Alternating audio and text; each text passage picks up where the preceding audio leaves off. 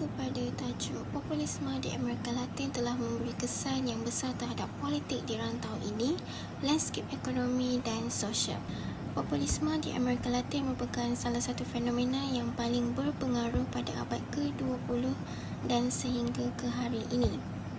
Populisme adalah gaya kepimpinan yang menggerakkan orang ramai dengan mencabar golongan elit dan menjanjikan kestabilan dan kemakmuran untuk rakyat. Antara pemimpin populis iaitu Hugo Chavez di Venezuela dan Evo Morales di Bolivia yang telah memberikan pendekatan iaitu berorientasikan rakyat dan menjanjikan pembaharuan radikal untuk memperkasakan golongan miskin yang ditindas. Oleh itu, hal ini telah menyebabkan berlakunya konteks ketidakpuasan rakyat iaitu terhadap ketidakadilan sosial, ketidakseimbangan ekonomi dan kelemahan sistem politik di Amerika Latin. Kesan politik daripada populisme di Amerika Latin iaitu pemimpin populis Amerika Latin telah menggunakan sentimen nasionalisme untuk membina sokongan yang kuat dalam negara untuk memerintah sesebuah negara. Beralih pula kepada kesan ekonomi, pemimpin populisme di Amerika Latin telah menggunakan dasar yang berani iaitu sistem yang sangat strategik, pengagihan tanah dan program kebajikan bersama rakyat secara besar-besaran. Namun, populisme dalam ekonomi juga memberi kesan yang negatif iaitu sering mendapat kritikan dan telah menyebabkan ketidakstabilan landscape ekonomi dalam jangka yang panjang iaitu peningkatan kadar inflasi, hutang negara yang sangat meningkat dan kebergantungan kepada pendapatan daripada komoditi ekspor negara. Akhir sekali, kita beralih kepada kesan sosial iaitu populisme di Amerika Latin juga memberi perubahan yang sangat besar kepada perspektif sosial.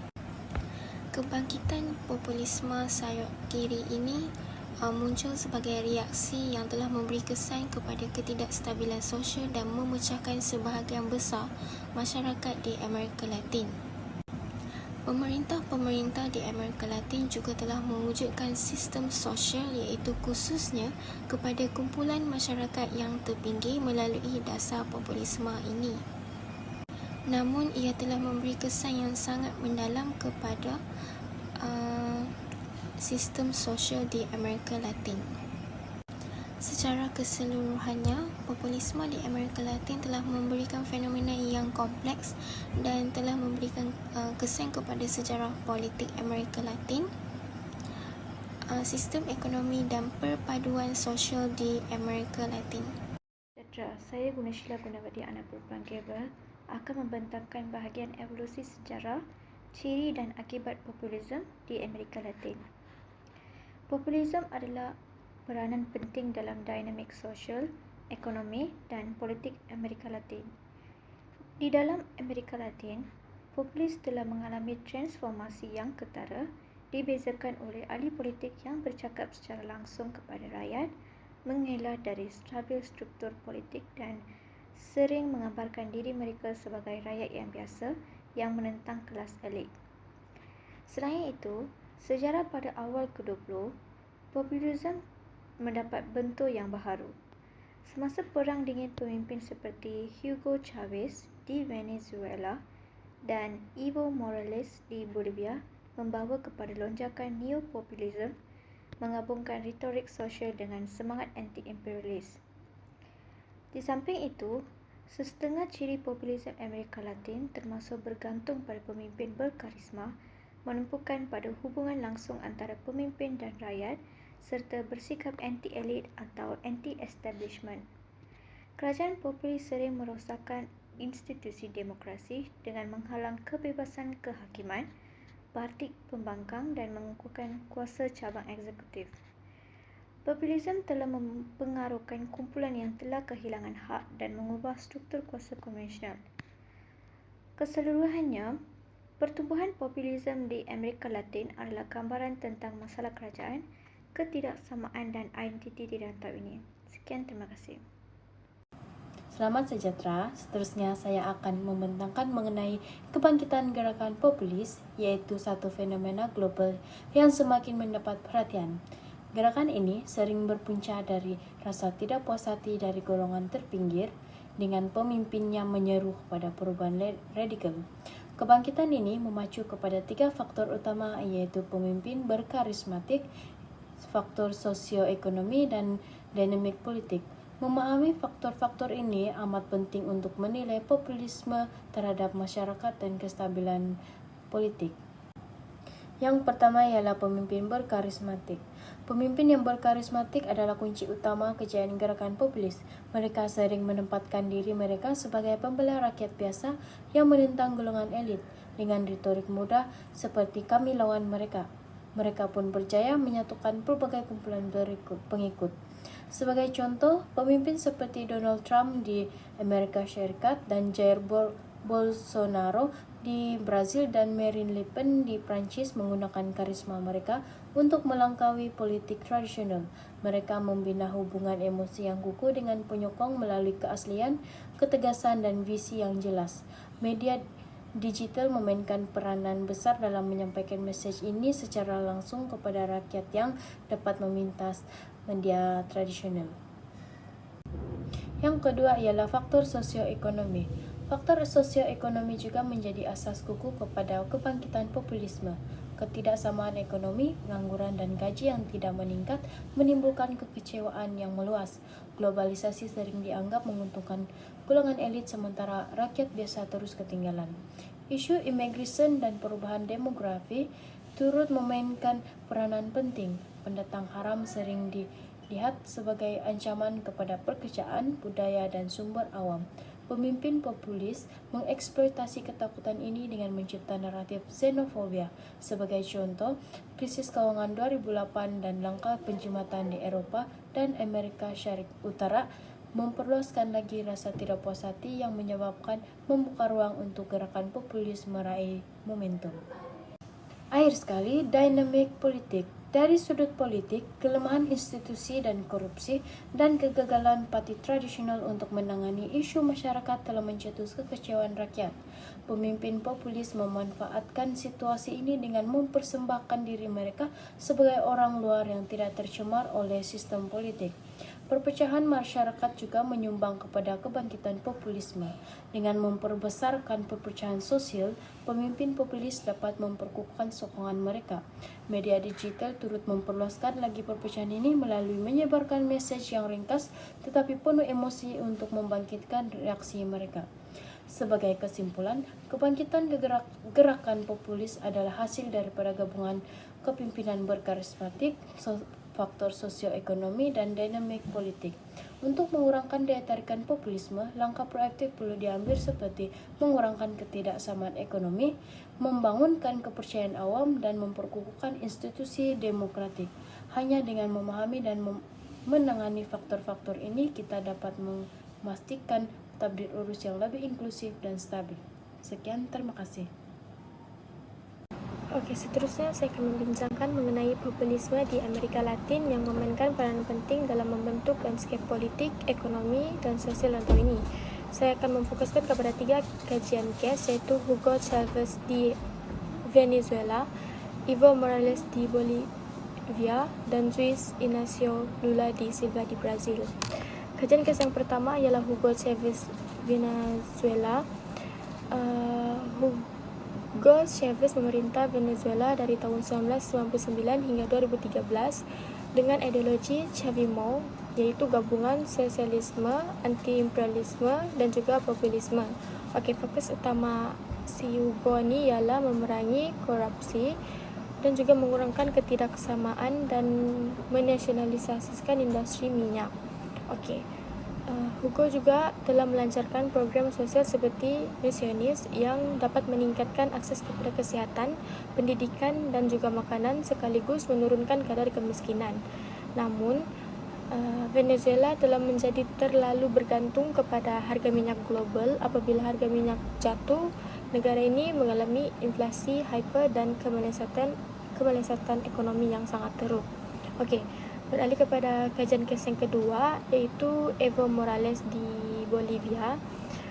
Evo Morales ni dia merupakan seorang presiden pribumi pertama Bolivia yang dilantik pada 2006 yang menjadi simbol kepada perjuangan masyarakat pribumi yang terpinggir. Morales ni dia menasionalisasikan industri gas dan minyak untuk memperkukuhkan ekonomi Bolivia. Langkah ini dia telah meningkatkan pendapatan negara dan menurunkan kadar kemiskinan serta memperbaiki taraf hidup masyarakat pribumi. Dan beliau juga telah melaksanakan reformasi tanah untuk membantu petani-petani kecil.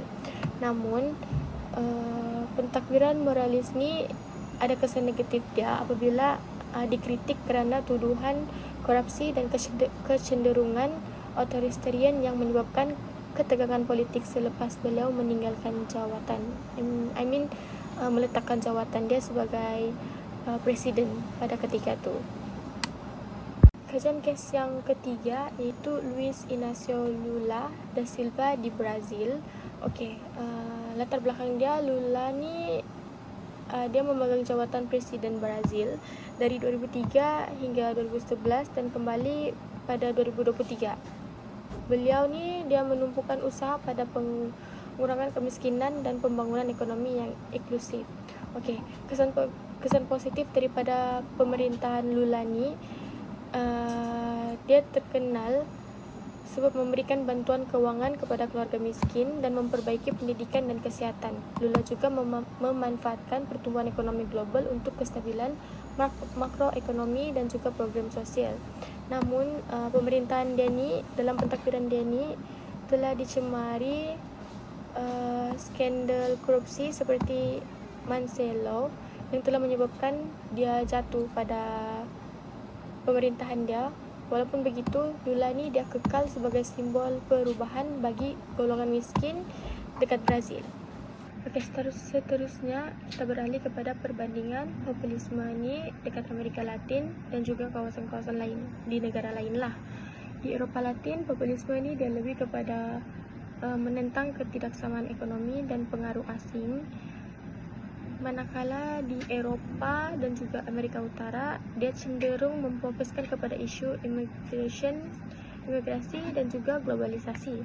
Kesamaan dua populisme dekat dua kawasan yang berbeza ni, dia adalah pemimpin populis. Dia sering menggunakan retorik kuat dan juga janji besar untuk menarik sokongan rakyat.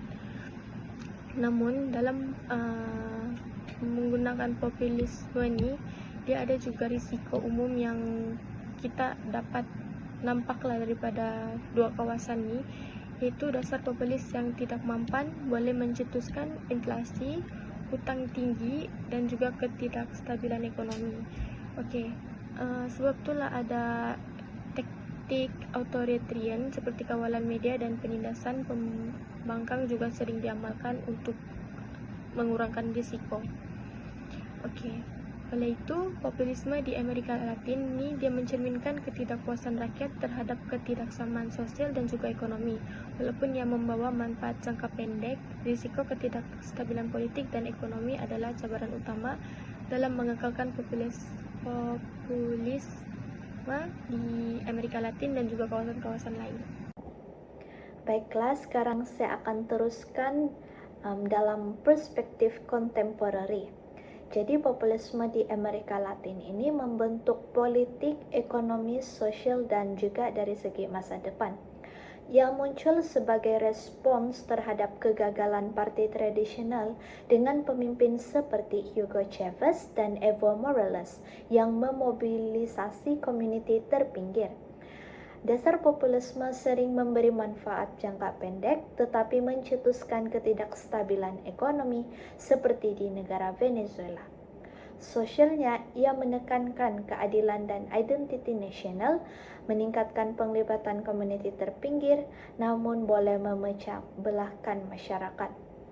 Dan untuk aspek masa depan pula, populisme ini bergantung kepada kemampuan menangani cabaran global dan kekal relevan melalui media digital sambil memastikan struktur politik yang stabil. Kesimpulannya, dasar ekonomi populis di Amerika Latin sering memberi penekanan yang lebih besar kepada penyediaan bantuan segera melalui perbelanjaan awam, subsidi dan program pengajian semula. Walaupun dasar ini mempunyai banyak kesan positif jangka pendek, termasuk mengurangkan kemiskinan dan meningkatkan mobiliti sosial, ia biasanya datang dengan harga. Pertukaran faedah ekonomi jangka pendek untuk kemakmuran jangka panjang tanpa menjejaskan integriti institusi atau kestabilan kewangan adalah masalah bagi pentadbiran populis. Dengan menentukan kumpulan yang sebelum ini terpinggir dan menggalakkan peningkatan kesetaraan dan keterangkuman, politik populisme telah menjadi pemakin sosial untuk pemerkasaan. Masa depan populisme di Amerika Latin akan ditentukan oleh keupayaan benua itu untuk menguruskan konflik antara potensi transformatifnya dan cabaran yang ditimbulkannya. Dengan memahami akar sejarah dan konteks sosial, populisme adalah penting untuk merumuskan dasar yang boleh memaksimumkan kaedah dan meminimumkan risiko.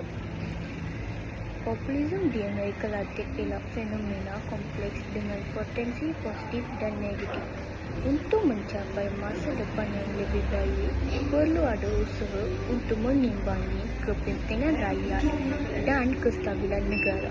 Terima kasih.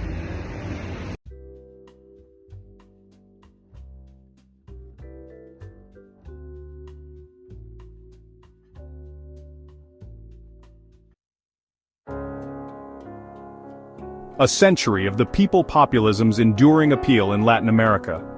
The political landscape of Latin America has long been marked by a recurring phenomenon, populism. This approach to governance, with its roots in the early 20th century, continues to shape the destiny of the region. From the towering figure of Juan Perón in Argentina to the fiery rhetoric of Hugo Chavez in Venezuela, populist leaders have captivated the hearts and minds of millions. They have done so by promising a brighter future, one free from the perceived shackles of elite rule and economic disparity. Populism's allure lies in its direct appeal to the masses. It offers a seductive narrative of empowerment, positioning the common man against a backdrop of corrupt institutions and self-serving elites. This powerful message resonates deeply in societies grappling with inequality and a sense of political alienation. The enduring appeal of populism, however, is a double-edged sword. While it can galvanize support for social reforms and economic justice, it often does so at the expense of institutional strength and democratic principles. The very nature of populism, with its emphasis on a charismatic leader as the sole representative of the people's will, can erode the checks and balances essential for a healthy democracy. This inherent tension between popular appeal and institutional stability lies at the heart of the populist paradox. Latin America's tryst with populism is not a monolithic narrative. It is a complex tapestry woven from diverse threads of historical experience, economic realities, and social aspirations. Understanding this intricate interplay of factors is crucial for comprehending the enduring appeal of populism in the region. The faces of populism, from Perón to Chavez and beyond. The evolution of populism in Latin America can be traced through a series of distinct phases, each marked by its own unique characteristics and prominent figures. The early 20th century witnessed the rise of classical populism, embodied by leaders such as Juan Perón in Argentina and Getulio Vargas in Brazil. These charismatic figures emerged in the wake of economic turmoil and social upheaval, promising a new era of prosperity and social justice for the working class. Perón's Argentina, in particular, became synonymous with a brand of populism that combined nationalist sentiment with a strong emphasis on social welfare programs. This model, with its focus on state intervention in the economy and a direct appeal to the working class, would serve as a template for subsequent generations of populist leaders. The latter half of the 20th century saw the emergence of neoliberal populism, epitomized by figures like Carlos Menem in Argentina and Alberto Fujimori in Peru. this new breed of populist leader embraced free market reforms while maintaining the core tenets of charismatic leadership and direct appeals to the masses. However, their policies often exacerbated existing inequalities, leading to social unrest and political instability. The dawn of the 21st century ushered in yet another wave of populism, often labeled as 21st century socialism. Hugo Chavez of Venezuela became the face of this new movement, railing against U.S. imperialism and advocating for a socialist revolution fueled by the region's vast oil wealth. Chavez's Bolivarian Revolution, with its emphasis on nationalization and redistribution of wealth, found resonance in other countries grappling with economic inequality and a history of U.S. intervention. Inequality's discontent, the breeding ground for populist fervor. To comprehend the enduring allure of populism in Latin America, one must look beyond the charisma of its leaders and delve into the fertile ground upon which it takes root. Deep-seated socio-economic factors, particularly persistent inequality and recurring economic crises, have created a climate conducive to populist appeals. Latin America, despite its vast natural resources and cultural richness, has long been plagued by a chronic inability to translate economic growth into widespread prosperity. The gap between the rich and the poor remains a gaping wound on the social fabric, breeding resentment, frustration, and a yearning for change. Economic crises, often triggered by external shocks or misguided policies, exacerbate these underlying tensions, pushing already vulnerable populations to the brink. In such moments of despair and disillusionment, the siren song of populism, with its promise of swift justice and radical transformation, can prove irresistible. Populist leaders, regardless of their ideological stripe, are adept at tapping into this wellspring of discontent. They offer simplistic yet emotionally resonant narratives that blame the elites, be they corrupt politicians, foreign corporations, or global financial institutions, for the plight of the common man. This us versus them rhetoric, while often divisive and misleading, provides a sense of catharsis and empowerment, allowing people to channel their anger and frustration towards a common enemy. This potent cocktail of economic hardship, social inequality, and political alienation creates a breeding ground for populist fervor. It is in these moments of vulnerability, when trust in traditional institutions is low and the yearning for change is high, that populist leaders find their most receptive audience. A populist future? Challenges and transformations ahead. As Latin America navigates the complexities of the 21st century, the question of populism's trajectory looms large. Will it continue to be a dominant force in the region's political landscape, or are we witnessing a transformation in its nature and appeal? The answer, as with most things political, is far from straightforward. On the one hand, the conditions that have historically fueled populism, inequality, weak institutions, and a sense of disenfranchisement remain stubbornly pervasive. Economic shocks, climate change, and the lingering effects of the global pandemic continue to test the resilience of Latin American societies, creating fertile ground for populist appeals. Moreover, the rise of social media has provided new avenues for populist leaders to circumvent traditional media outlets and connect directly with their base, amplifying their message and solidifying their support. On the other hand, there are signs that populism itself is evolving, adapting to new realities and facing new challenges. The failures of certain populist regimes, such as the economic meltdown in Venezuela, have tempered the enthusiasm for radical solutions and highlighted the importance of pragmatism and effective governance. Furthermore, a new generation of voters, more connected to the globalized world and less beholden to traditional political loyalties, is demanding greater accountability and transparency from their leaders. The future of populism in Latin America will likely be shaped by this complex interplay of enduring challenges and evolving dynamics.